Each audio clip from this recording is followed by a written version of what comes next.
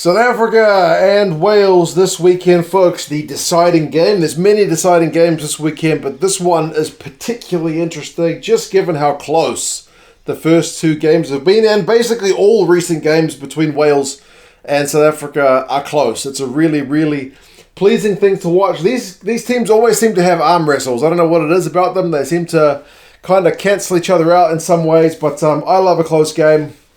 I love watching defensive shifts as much as I do kind of, crazy line break 50-point games. So, I'm very much looking forward to this one. We're going to go through some squads, some stats and predictions, and you guys can let me know your thoughts. Before I get started, though, if you want any British and Irish Lions gear, they're having a massive summer sale, still 70% off. So, if you guys want to get yourself some gear, whether you're in the north or the south, it's certainly the best time to get it done when it is on special. Link down in the description for the Lions Rugby store. But South Africa, they changed so many players last week, and they've changed a bunch again this week, which was kind of to be expected. It's maybe back to what we might think of as kind of one of the strongest looking, or what is maybe the strongest looking South African lineup, barring a few kind of guys who are out with injury. But I think most South African fans have been pretty happy with this one. There's not too many of the guys who didn't play. Most of the guys played at the Rugby World Cup, didn't they, in 2019? So there's a lot of Rugby World Cup winners in the squad is what I'm talking about. Nyakane is switching from tight head last week. Bongi is back, and then Frans Malherbe is back as well. So, I mean, they asked Jacques Nienaber about this in the press conference, and he basically said that they've used this front row combination before, and they like what they saw from us. They kind of want to get that back into action. It is great having a guy like Trevor and Nyakane, because it means when you are looking at a Rugby World Cup squad, you've got that guy who can genuinely play test level tight head or loose head. Like, that's invaluable.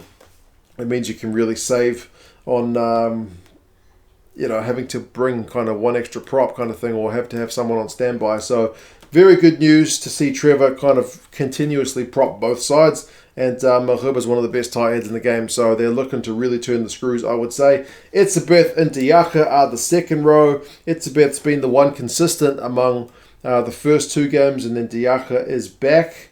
I should have mentioned it's Eben's 100th game. And I think it's Bongi's 50th. So congratulations to both those guys. They've been very good servants to South African rugby. Jager as well.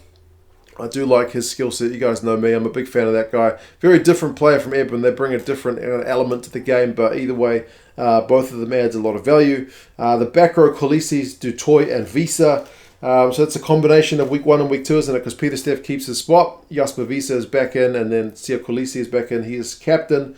Jasper was really big on his carries in that first game. Dropped a little bit of ball, which was a bit...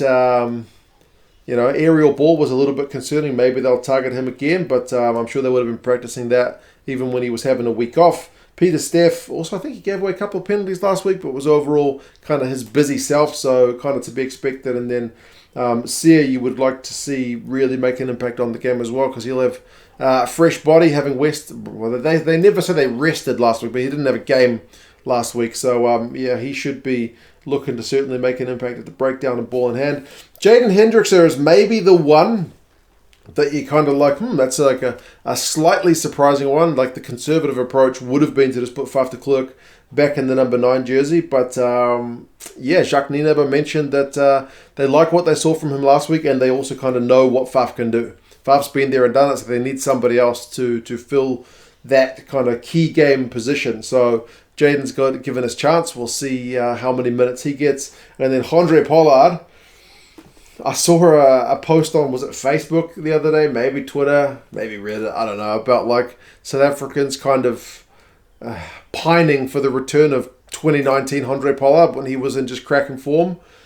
We haven't really seen that from him last year or from the game last week. I don't think he was bad last week. A lot of people kind of gave him a bit of stick. His ball carrying was certainly effective. He missed a few from the tee, which he would like to have back. But we'll see what he can do with a second game under his belt.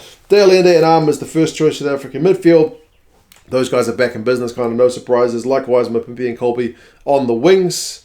And then Willemse is up from the bench to fullback. So he's one of the other few guys that actually played in both games, but it's a start for him this week. So, he was the kind of clutch game winner in that first game, eh? So, good to see him handle the pressure well, because it has been a question mark about parts of his career. Marx is another consistent one on the bench, and Kitshoff and Koch alongside him. Mostert and Smith alongside Elric Lowe. So it's a 6-2 split again, with Mostert kind of covering the locks, and then two loose forwards on the bench, and then Faf and Villy LaRue, your back replacements. So Villy has actually been getting a bit of love in the recent weeks, hasn't he?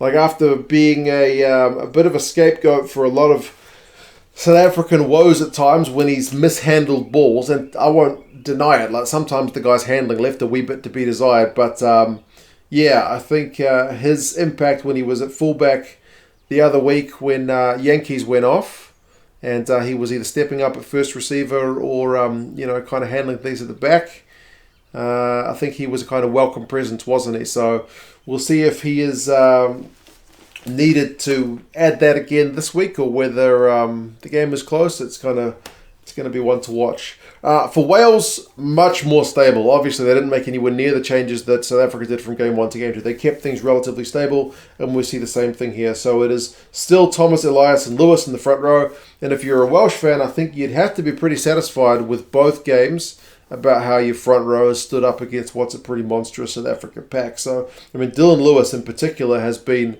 really, really good in both his games. And, I mean, he wasn't even 100% that he was going to be able to play this week. So his name on the team sheet, I think, is a very, very welcome addition. Will Rowlands and Adam Baird, same lock and duo as last week. And as I mentioned, they have both been pretty effective. And Lydiate got through 1 million tackles last week. He'll be probably required to do something similar. Tommy Reffel, man of the match last week, won some turnovers, tackled the house down, another kind of great defensive shift. It doesn't get the plaudits of someone like a winger who scores a hat-trick, but that performance of his last week was really world-class. And then Faletau maybe hasn't gotten the spotlight on him given Lydiate's tackle count and then Rafael's turnovers and tackles last week, but Faletau's been quietly pretty good in both his games as well. So I do think you'd be pretty happy with the forward pack if you're a Welsh fan. Hardy and Bigger continue on 9-10. I mean, Bigger was also a question mark from game 2 because he went off after like 50-odd minutes. But he's been cleared to play, so he is still captain. I'm loving that guy in the press conferences. As much as he gets stick for his mouth on the field, in his press conferences, I do think he's been a real class act, which has been pleasing. Tompkins and North, the same midfield.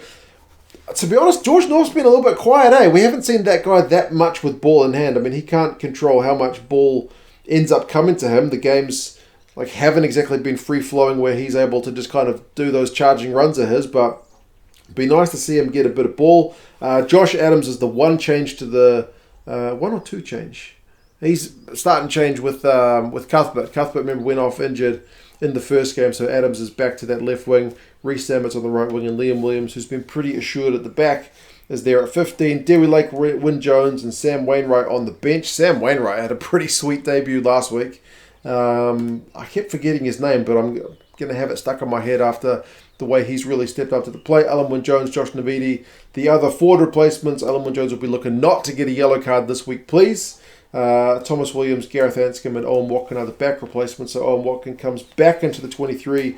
He featured in game 1. Gareth Anscombe certainly added something from the bench last week, didn't he? With a try assist and a penalty to help them win the game. So, happy days, man. Pretty stable stuff. I mean, stats-wise, when you look at the game 1 to game 2 difference for the South Africans, I mean, the South African Maul scored 3 tries in the first game, didn't it? Penalty try and 1 to each hooker. So it was proper happy days, and they'll be looking to get back to that. Game 2, no tries. The best chance, I think, was when they had a 5-metre lineup, but the lineup from Dweba didn't go straight.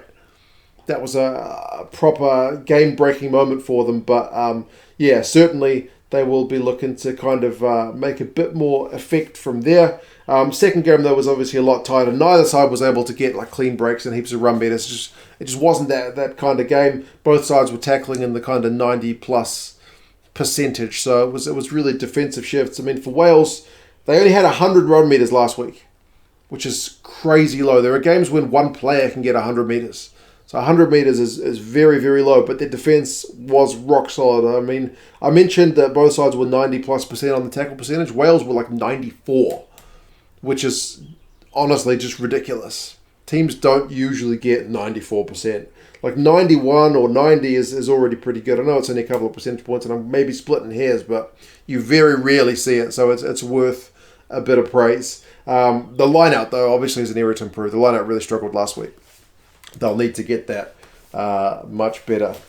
Predictions-wise, the bookies are back in the South Africans pretty comfortably, 12 points, despite the fact that all these games tend like 12-13, 32-29, 23-18, 19-16. Like, these are all these recent results. They're all close, but they're still saying South Africa by 12.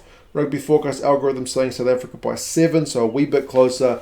The game is on at Cape Town. The pitch there does tend to tear up a bit. I know it's a former football pitch. I'm not sure if there's still a football team that plays there. I really hope at some point they can relay that pitch with some more suitable turf. I mean, I've been watching rugby long enough to know that when they used the Melbourne rectangular ground, which was a league team's ground, when they put the Rebels there, the pitch used to tear up like crazy, and eventually they sorted it out. I'm assuming they relayed the pitch. It would be nice to see it relayed because it does tear up a lot. Fingers crossed it's not an issue, but I mean, they asked Wayne Pivac about it, and he said it's going to be the same for both teams. So, yeah, we will see how it goes. Matthew Carley is the ref, and yeah, as I mentioned, very much looking forward to seeing how this one goes. It's on in the middle of the night here in New Zealand, but I may have to get up and watch it live because I've got a power cut coming my way on Sunday morning. So if I don't get up and watch it live, I might be going to miss it until the power comes back on in the evening. But anyway, you guys let me know your thoughts. Who do you reckon takes this one out? South Africa, with all these changes, a lot of these World Cup winners back into the squad. Do you think they're going to be too strong? Or do you think Wales, with this consistency, the cohesion built up with week on week, do you think they're going to be able to nick one? You guys let me know your thoughts, and yeah, I'll talk to you guys again soon. See you later.